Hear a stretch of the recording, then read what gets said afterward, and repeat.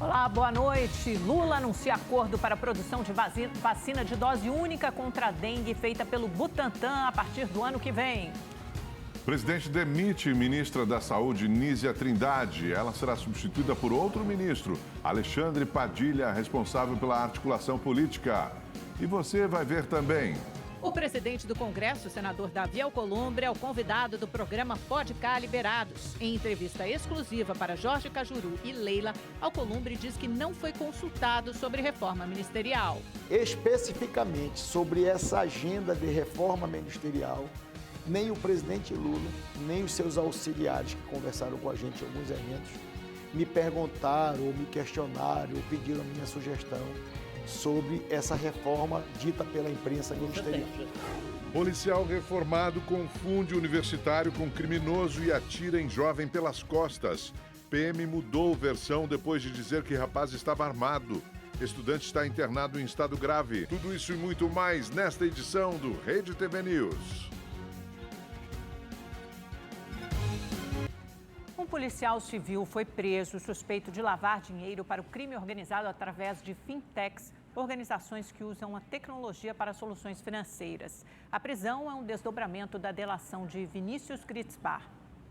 O agente Silas Salerno Elia Júnior e CEO da fintech To Bank foi preso na manhã de hoje em São Paulo.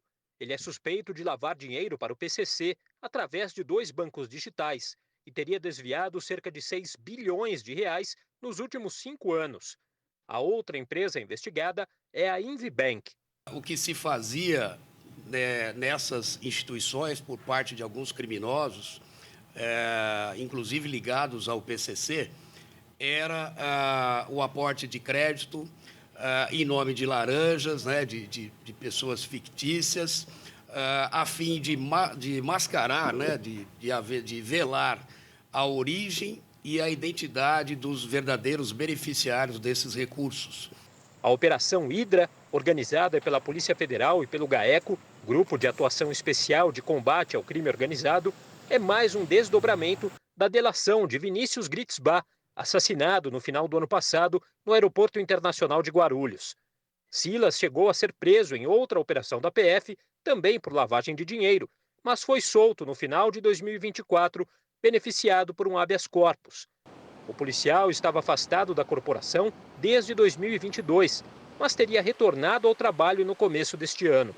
Em coletiva de imprensa, o Ministério Público de São Paulo afirmou que a investigação desses desvios é complexa, que há uma situação típica de máfia que atinge um vácuo de fiscalização do próprio poder público. Países que passaram por situação onde temos ações que são típicas de máfia, como o próprio Dr. Lincoln costuma dizer em algumas ações, o Estado precisa mostrar que é mais organizado que o crime organizado. Quando você vê lavagem de dinheiro em instituições permitidas pelo Banco Central, a pretexto de uma democratização de uma ação em termos bancários, e a gente vê as pessoas se aproveitarem disso para lavagem de dinheiro e para outras práticas, é sinal de que o Estado precisa se organizar cada vez mais. A operação também cumpriu 10 mandados de busca e apreensão em São Paulo e na região do ABC Paulista contra 6 pessoas envolvidas com os desvios. 8 contas bancárias com valores que se aproximam aos 28 milhões de reais foram bloqueadas. As atividades econômicas das 2 fintechs foram temporariamente suspensas. Em São Paulo, a Polícia Federal e a Rota, que é o batalhão de elite da Polícia Militar, descobriram no bairro de Paraisópolis uma casa ligada ao 1º Comando da capital. A Rota apelidou o local de bunker por estar escondido no meio de outras casas. Por lá, os policiais encontraram 8 granadas, armas com munições e 50 quilos de drogas. 3 pessoas foram presas. O bunker foi descoberto depois da prisão de um casal por tráfico de drogas. A Polícia Civil de São Paulo prendeu uma quadrilha de entregadores que aplicava golpes relacionados a falsos presentes e laudos médicos.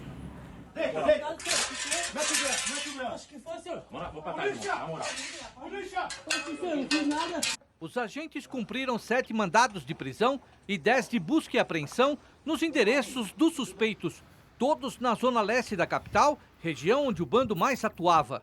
Segundo a polícia, a partir de informações da data de aniversário das vítimas, a quadrilha realizava entregas de falsos presentes, brindes e até laudos médicos. No delivery, os criminosos solicitavam o pagamento de taxa com uma máquina de cartão adulterada para clonar os dados.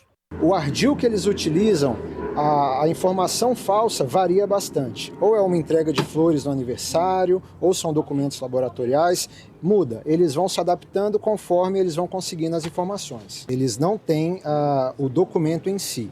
Eles fazem a partir da informação, apenas a informação é verdadeira, e tanto que os documentos que foram apreendidos, os envelopes, eram todos falsos, não tinha nada dentro, não tinham dados efetivos daquela pessoa na posse dos autores, apenas a informação. Segundo a Secretaria de Segurança Pública, foram apreendidos celulares, dinheiro e veículos. A polícia quer saber agora se existe a participação de funcionários de empresas e clínicas médicas na entrega de dados confidenciais dos clientes ao grupo criminoso.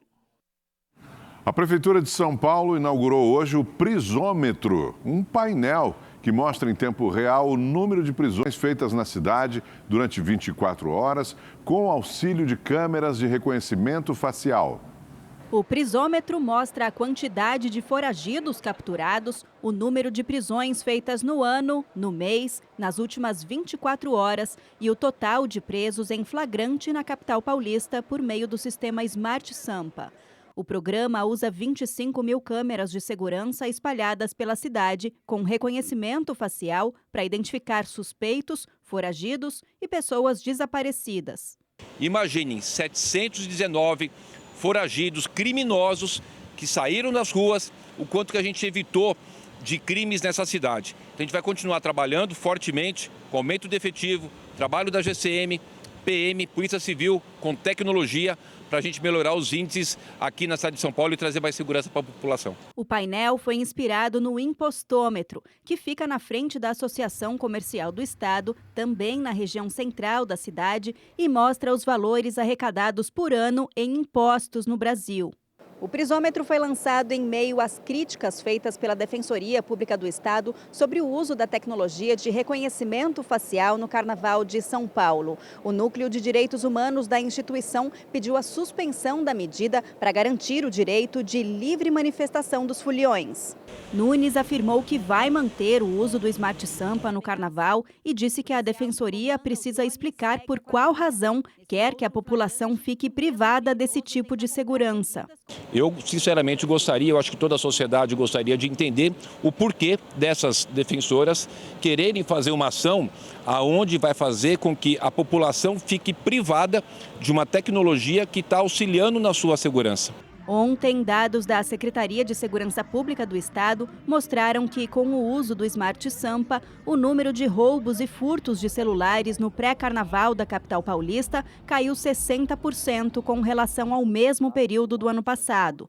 De acordo com o Prisômetro, o programa já auxiliou na captura de mais de 700 foragidos da Justiça, além da prisão em flagrante de mais de 1.900 pessoas. Entre os presos, um traficante foragido da Justiça da Bahia, que foi identificado pelas câmeras durante um bloquinho de carnaval no último fim de semana. Também um integrante da máfia chinesa, que foi detido em janeiro no Comércio Popular da 25 de março, no centro da capital. Até o final de março, os brasileiros inadimplentes poderão procurar as agências dos Correios para consultar e negociar as dívidas. Os descontos podem chegar a 99%. Com o nome sujo, a Vera Lúcia veio cedo a essa agência dos Correios, no centro de São Paulo, verificar o que estava em débito. Tem uma que já tem uns 5 anos, que é do banco. Acho que é a mais antiga. Ainda não vai quitar ela? Não, por enquanto não. Espero mais para frente conseguir, que por enquanto não dá. Com 2 dívidas pendentes, o Herbert conseguiu quitar uma. 50% está resolvido. Eu vou na loja para ver se na loja está melhor do que aqui. Mais de 1.400 empresas participam dessa edição do Feirão Limpa Nome. São 602 milhões de inadimplências disponíveis para negociação, com descontos de até 99%. Sem qualquer cobrança de taxa, as dívidas podem ser consultadas, visualizadas, negociadas e quitadas presencialmente em todas as 10 mil agências dos Correios espalhadas pelo país até o dia 31 de março. Traz um documento, vem passear nos Correios e vem ver como é que está a sua vida financeira. Esse é o espírito, entende? Aqui vai descobrir, às vezes, dívidas que não sabia que tinha ou não lembrava que tinha, né? Que podem estar negativando o nome dessa pessoa. Aqui vai ver o que os credores estão aproveitando, que a gente chama de feirão, para mergulhar os descontos, levar descontos acima de 90%. O Almir deixou a agência contente após conseguir limpar o nome na praça. Muito bom. Está quase 99% do que deve. Então, para mim, o valor que apareceu é muito bom. Aproveitar para deixar o nome limpo, né? Tem que deixar, né? Senão já viu, né? Um estudo brasileiro mostrou que a temperatura pode ter variações significativas dentro de um mesmo bairro em regiões metropolitanas. Na capital paulista, por exemplo, a diferença pode chegar a 9 graus entre uma área nobre e arborizada e uma comunidade que cresceu sem planejamento. Em Paraisópolis, muita gente não consegue ficar dentro de casa nesse calor. O senhor está aqui na sombrinha para fugir do calor? Sim. Procurar um lugarzinho mais, pegar menos um pouco de vento, porque dentro de casa não tem jeito. Muito quente, tanto faz de dia como à noite, pega fogo e as casas tudo coladinho uma na outra, não tem como mais bater ventilação. Quantas pessoas moram na sua casa? 4 pessoas. Quanto mais gente, mais calor também. Mais calor, e quando a gente faz mingau, comida, tudo não dá, é muito calor, muito. A gente sai de casa para deixar a panela lá no fogo. Um estudo da Universidade Presbiteriana Mackenzie mostrou que em um mesmo dia, a diferença de temperatura entre o Morumbi, onde eu estou agora, e Paraisópolis, que fica a 800 metros daqui, pode chegar a 9 graus. A gente avaliou 3 áreas, assim, regiões que a gente achou importante entender. Uma era mesmo Morumbi, o bairro consolidado, com muita vegetação, com casas com espaçamento, com uma forma urbana bem diferenciada. De ocupação. E a gente pegou uma área no meio da favela, onde todas as casas são juntas, com muitas vielas. A outra questão que a gente tem que observar também são as cores dos materiais que você aplica. Então, na favela você tem materiais que não tem reboco, e isso colabora para que a gente tenha maior absorção de calor. Por exemplo, eu trabalho aqui no Morumbi, e moro próximo a Diadema. Então, onde eu moro, não tem tanta árvore como tem no Morumbi. Então, aqui é bem mais fresco por conta das árvores. Aqui eu acho que é um pouco mais amena, porque é bem arborizado, né? E proporciona uma refrescância a mais para a gente. De acordo com os pesquisadores, com a maior ocorrência de ondas de calor, será preciso criar novas soluções de urbanismo que levem em consideração as mudanças climáticas, principalmente em grandes cidades. Se você tem uma cidade que ela está cada vez mais com materiais, pensando no carro, pensando em mobilidade, pensando menos no calor e áreas de drenagem, você vai ter uma cidade que ela é totalmente permeável. Então isso faz com que cada vez mais ela fique quente. Como é importante, né, as cidades se adaptarem à emergência climática. Infelizmente, o que a gente vê é o oposto, né? Ruas cada vez mais alagadas e impermeáveis. Igor, vamos conversar de previsão do tempo, porque você que nos traz as notícias. Eu imagino que o calorão continue, mas ainda chove em algumas regiões do país? Vamos lá. Boa noite, Amanda. Boa noite, Augusto. Boa noite para você que está em casa. Sim, esse calor, ele continua amanhã e nos próximos dias. Nós estamos no verão, né? Então, tem sim previsão de tempo quente, abafado nos próximos dias. Mas também há bastante instabilidade e previsão de chuva, principalmente entre a região norte e o centro-oeste. Olha, Mato Grosso do Sul, amanhã pode ter chuva forte e volumosa.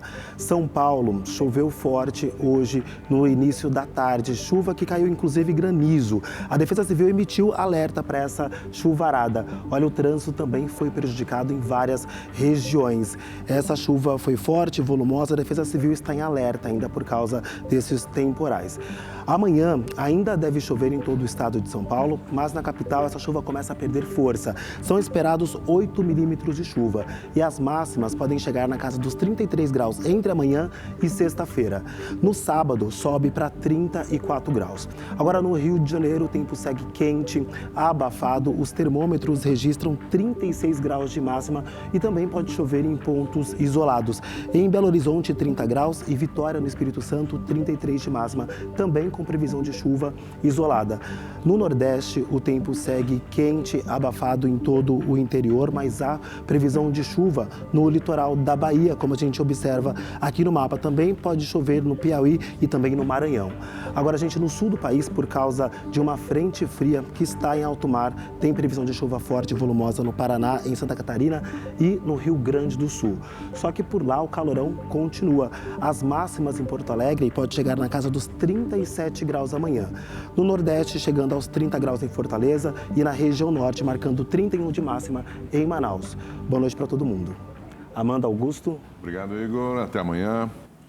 O Índice Nacional de Preço ao Consumidor Amplo, IPCA 15, considerado uma prévia da inflação, apresentou uma alta forte de 1,23% em fevereiro, após uma taxa baixinha de apenas 0,11% registrada em janeiro. Dos 9 grupos de produtos e serviços pesquisados, 8 tiveram alta. Destaque para a habitação, que registrou maior impacto no mês. Nos últimos 12 meses, o índice registra alta acumulada de 4,96%, portanto, acima do teto da meta da inflação, que é de 4,5%. Os dados são do IBGE. O ministro da Fazenda, Fernando Haddad, e o ministro de Minas e Energia, Alexandre Silveira, participaram hoje de um debate promovido pelo Banco BTG Pactual sobre o cenário econômico de 2025. Durante o evento, Haddad falou sobre os projetos fiscais do governo e disse que o mercado brasileiro está mais tenso do que em outros momentos. Já o ministro de Minas e Energia voltou a defender a exploração de petróleo na margem equatorial. O ministro da Fazenda, Fernando Haddad, falou para lideranças e executivos do mercado financeiro. Questionado sobre possíveis incertezas na economia, Haddad diz que hoje as tensões se amplificaram, mesmo com um cenário econômico similar a outros períodos. Eu acho que o mercado hoje ele está muito mais tenso do que em outros tempos. As pessoas estão mais com o dedo no gatilho hoje, né, esperando uma notícia para agir, para se proteger, ou para especular, ou para o que quer que seja, tudo dentro da regra do jogo, ninguém está acusando ninguém. Mas hoje a situação é mais tensa. Haddad também diz que essa tensão ocorre muito mais dentro do que fora do país. O olhar externo sobre o Brasil, de agências de risco, FMI, próprios fundos soberanos, assets internacionais que investem no Brasil, a visão deles é um pouco diferente da visão doméstica sobre o Brasil, da imprensa, dos investidores locais. Só que eles não têm a força que os domésticos têm, então eles ficam aguardando um pouco. O ministro reforçou o compromisso do governo com o ajuste das contas públicas, mas sem prejudicar os mais pobres. Até porque eu não acredito que o Brasil, sem crescimento econômico, vai conseguir operar esse milagre que é fazer esse ajuste. Não vai conseguir, sem crescimento econômico. E outra, não consigo ver crescimento econômico se a gente bombardear o andar de baixo. Não vai acontecer também. Então, eu penso que é um receituário que deveria fazer sentido para mais gente, de buscar combater os privilégios. Já o ministro de Minas e Energia, Alexandre Silveira, também foi um dos convidados e esteve no painel intitulado Estratégias para a Segurança Energética no Brasil. Silveira voltou a defender a exploração de petróleo na margem equatorial, que vai do Amapá ao Rio Grande do Norte. Nós não podemos, a despeito de um discurso que muitas vezes parte da Europa faz, pagar ainda mais caro do que nós já pagamos pela transição energética no Brasil. Por isso, eu defendo tanto a margem equatorial. Por quê? Porque não há de se falar em deixar de produzir combustíveis fósseis, não há de se deixar de produzir petróleo. Enquanto o mundo demandar, não vai ser nós que vamos poder deixar de ofertar. E o governo publicou a medida provisória que abre crédito extra de mais de 4 bilhões de reais no orçamento para o Plano Safra.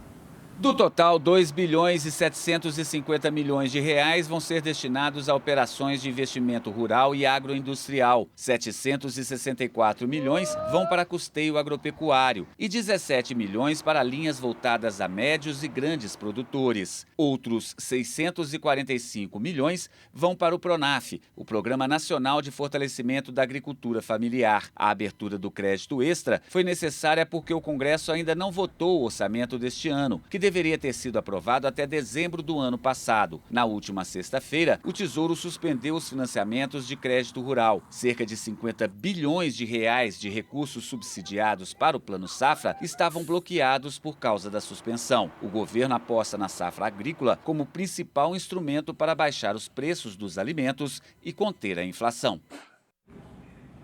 O programa Pode Cá Liberados será exibido excepcionalmente nesta quinta-feira como entrevista exclusiva com o presidente do Congresso Nacional, o senador Davi Alcolumbre, para o jornalista e senador, também senador, Jorge Cajuru, e para a senadora Leila Barros. O presidente do Congresso afirmou que não foi consultado sobre a reforma ministerial iniciada hoje pelo governo Lula.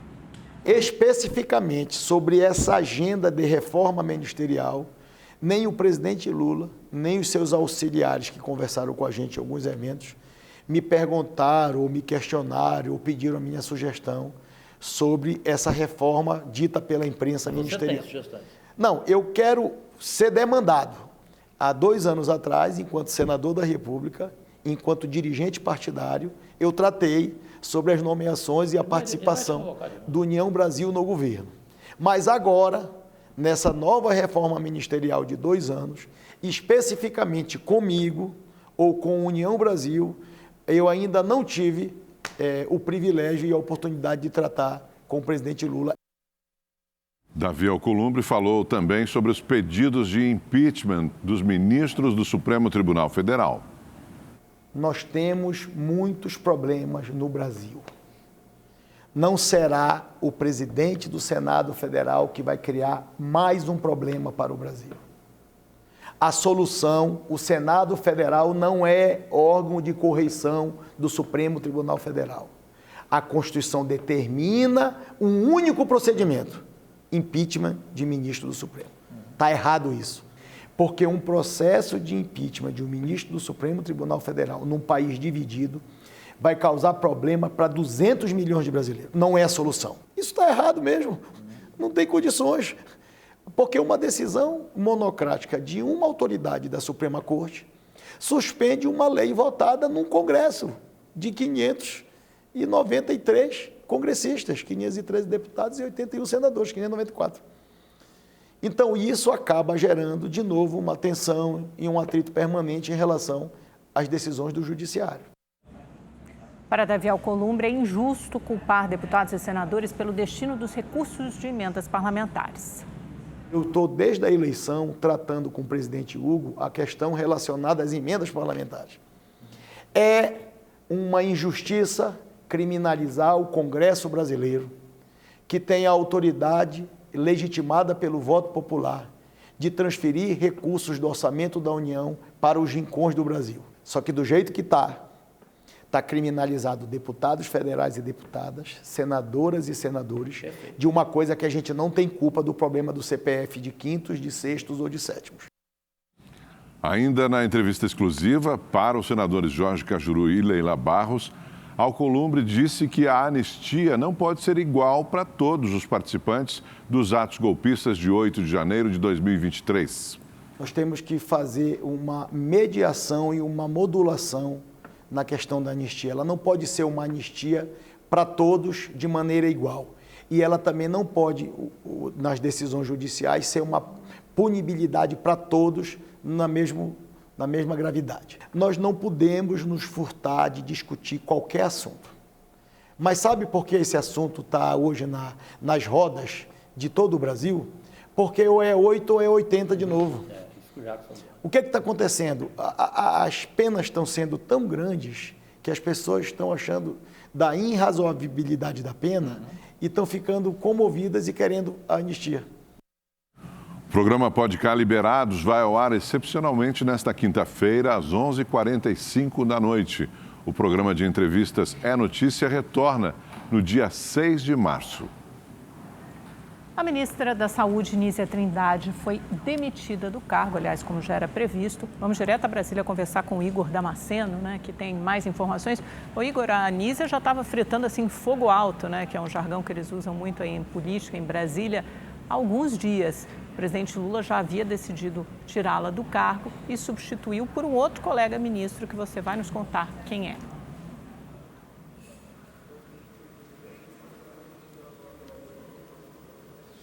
Amanda, boa noite a você, também ao Augusto, boa noite a todos que nos acompanham. A demissão foi confirmada depois de uma reunião a portas fechadas entre o presidente Lula e a ministra Nízia Trindade. Essa reunião aconteceu hoje à tarde aqui no Palácio do Planalto. A gestão da ministra vinha sofrendo fortes críticas de alas do governo federal, mas a gota d'água, o estopim, foi a insatisfação do presidente Lula por causa da explosão de casos de dengue. No ano passado, o Brasil registrou um recorde de mortes em função da doença. E neste ano, alguns estados, entre eles o estado de São Paulo, já decretaram situação de emergência por causa do aumento de casos. Outro motivo de insatisfação do presidente foi a falta de divulgação do programa Mais Acesso a Especialistas. É um programa que prevê mais marcação de consultas e exames em todo o país. Lula queria que essa fosse a marca desse terceiro mandato, algo que não aconteceu. No lugar de Nízia Trindade, entra o atual ministro da Secretaria de Relações Institucionais, Alexandre Padilha. A posse dele está marcada para 6 de março. Padilha já foi ministro da Saúde anteriormente, mas no governo de Dilma Rousseff. Ele também teve um encontro particular com o presidente Lula aqui no Palácio do Planalto, logo depois desse encontro com Nízia Trindade. Hoje de manhã, o presidente esteve ao lado de Nízia Trindade aqui no Palácio do Planalto em um evento público, mas evitou falar sobre o assunto. Na ocasião, Lula anunciou um acordo para a produção nacional de vacina contra a dengue. Inclusive, sobre esse assunto, nós preparamos uma reportagem. Vamos acompanhar. A vacina deve ser produzida numa parceria do Instituto Butantan com a empresa Yushi Biologics. A expectativa do Ministério da Saúde é oferecer de graça 60 milhões de imunizantes por ano a partir de 2026. Para a produção nacional, o governo estima gastar cerca de 1 bilhão e 200 milhões de reais. As doses vão estar disponíveis para pessoas de 2 a 59 anos de idade. E o governo federal deve investir 68 milhões de reais em pesquisas para futuramente aplicar a vacina também em idosos. O imunizante ainda precisa de autorização da Agência Nacional de Vigilância Sanitária, mas Nízia Trindade demonstrou otimismo. E aqui eu quero falar dos parceiros. Nesse caso, a vacina para dengue, que nós com muita satisfação anunciamos hoje, ainda é uma candidata para vacina, mas porque tem que passar pela Anvisa, mas é uma candidata fortíssima, é a vacina do Instituto Butantan. O imunizante vai ser aplicado em dose única, suficiente para proteger contra 4 sorotipos de dengue. Além da vacina, foram fechadas outras 3 parcerias que vão garantir acesso a novas tecnologias de saúde. Uma delas será para a produção de até 70 milhões de doses de insulina glargina. O primeiro fornecimento será já no segundo semestre deste ano. As outras 2 parcerias são para a produção de vacinas contra o vírus responsável por infecções respiratórias em bebês e contra a gripe aviária. Começaram hoje os pagamentos do programa Pé de Meia para estudantes de escolas públicas. Tem direito ao valor de R$1.000 os estudantes de famílias inscritas no CadÚnico e que foram aprovados em um dos 3 anos do ensino médio em 2024. O depósito é feito pela Caixa em conta digital, acessível pelo aplicativo Caixa Tem. Para menores de 18 anos, o responsável legal precisa fazer o desbloqueio do valor pelo aplicativo. Ao longo do ensino médio, o total repassado para cada aluno pode chegar a R$9.200. Foi protocolada hoje a proposta de emenda à Constituição contra a escala de trabalho 6x1. O texto, de autoria da deputada federal Érica Hilton, do PSOL de São Paulo, já conta com 234 assinaturas de apoio.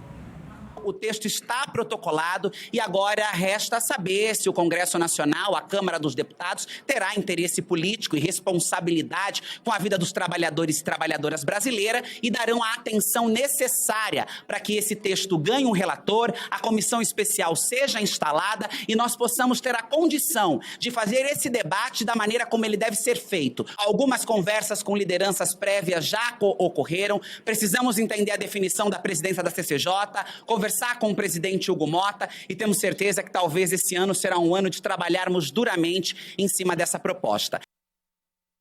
A Câmara dos Deputados aprovou o requerimento de urgência para votar um projeto que libera o pagamento de emendas parlamentares canceladas. Foram 347 votos favoráveis e 29 contra.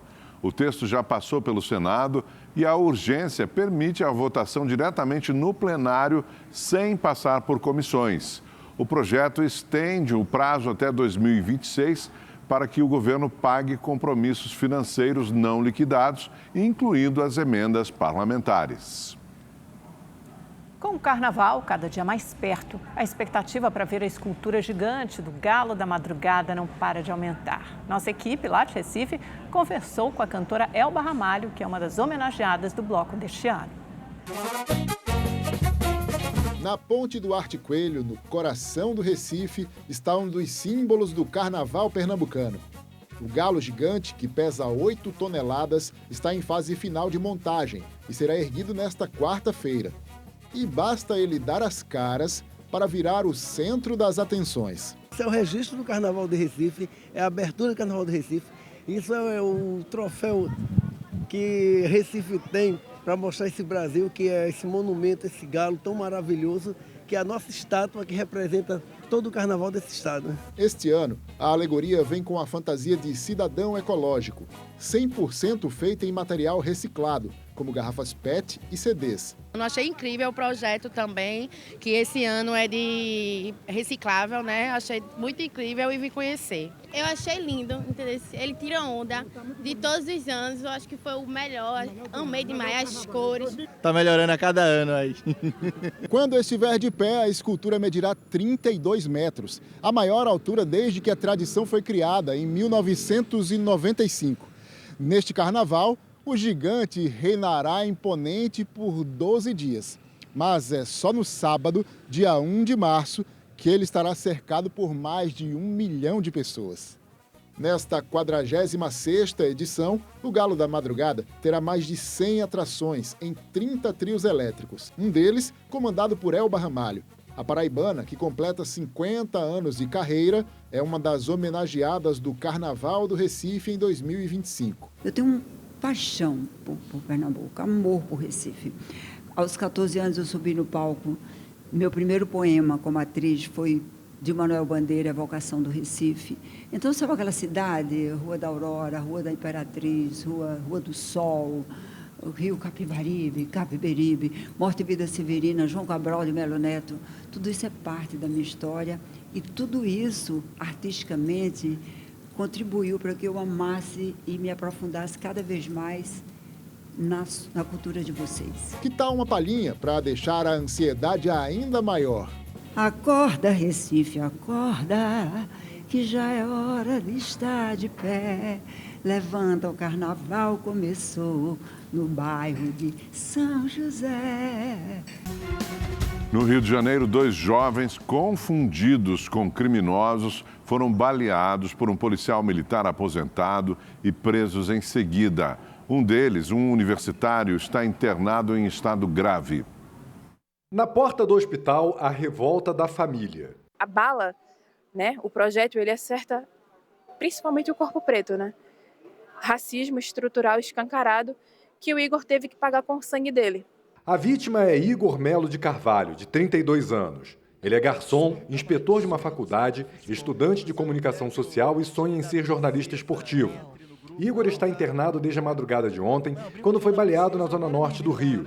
Ele estava em uma moto de aplicativo conduzida por Tiago Marques Gonçalves, quando um carro se aproximou e o motorista atirou. O autor dos disparos é o policial militar da reserva, Carlos Alberto de Jesus. Na delegacia, ele disse que a esposa teve o celular roubado por volta das 11 horas da noite e reconheceu Igor e Tiago pelas camisas que eles vestiam. Também afirmou que atirou porque viu que Igor estava armado, mas depois não encontrou nem a arma e nem o telefone. O depoimento não condiz com as imagens do circuito de segurança da casa de samba onde Igor trabalha. Elas mostram que ele só deixou o local depois de 1h da manhã. À 1h27 ele chamou o transporte e 3 minutos depois subiu na garupa de Tiago. Igor ficou internado sob custódia. Um menino alegre, um menino batalhador, trabalhador, né, cursa a faculdade, tem um sonho de ser jornalista esportivo em grandes emissoras, trabalha muito para isso e a gente fica muito triste, sabe, emocionado com tudo isso que está acontecendo e a gente está pedindo justiça por tudo que está acontecendo com o Igor. Hoje à tarde, Igor e Tiago passaram por audiência de custódia e tiveram as prisões relaxadas. A juíza Raquel Assad da Cunha, da 29ª Vara Criminal, considerou que as informações indicam que eles foram confundidos com os verdadeiros assaltantes. Ao deixar o presídio, muito machucado, Tiago abraçou a mãe, chorou e desabafou. Ele parou do meu lado e apertou o gatilho. Minha reação na hora só foi me jogar no chão para sair da frente daquilo ali e viver. E não fui eu que fiz nada, pô. Tá aí, ó, tá a prova de tudo aí. Eu não fiz nada. Ao mesmo tempo, o policial da reserva Carlos Alberto de Jesus e a esposa dele, Josilene da Silva Souza, prestavam um novo depoimento na delegacia. Dessa vez, ele negou ter visto que Igor estava armado e deixou o local em silêncio, hostilizado pelas pessoas e sob protestos do pai de Tiago. Ele tem que pagar também pelo que ele fez, que meu filho estava trabalhando para levar o leite das crianças que ele tem, 2 crianças pequenininhas dentro de casa. Saiu para trabalhar e quase não voltou por causa de um cara desse aí, ó, desequilibrado, que não merece carregar o diploma de polícia. O que precisa ser esclarecido é essa dinâmica em que esse cidadão Igor foi baleado, para entender de que forma, ou se ele estava ou não na dinâmica do evento. É exatamente essa sensação, de ser a primeira vez de estar pegando ele nos meus braços. Vamos para casa, vamos descansar.